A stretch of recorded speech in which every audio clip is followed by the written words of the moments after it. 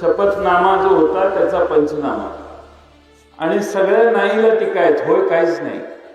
घोषणा केल्या दर्जेदार रस्ते तयार करणार, काही झालं नाही. गटार बांधून देणार, काही झालं नाही. रस्त्याचे दिवे, पेइंग ब्लॉक, दुहेरी गटार व्यवस्था करणार, झाले नाही. 24 तास पाणी, झालं नाही. पार्किंगची सोय करणार, झाली नाही.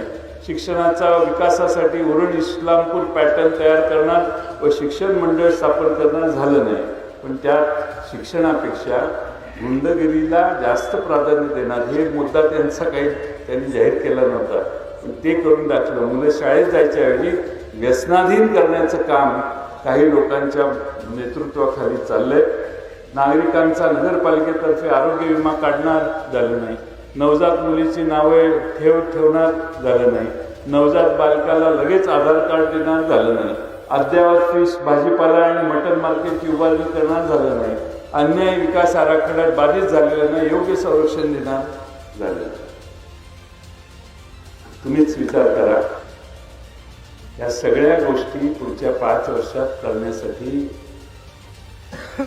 प्रत्येक वॉर्डामध्ये सक्षम उमेदवार देणे आणि नगरपालिकेच्या नगराध्यक्षपदासाठी आमच्या आनंदराव मुलगुंडेंना विजयी करण्यासाठी आपण कटिबद्ध होऊ.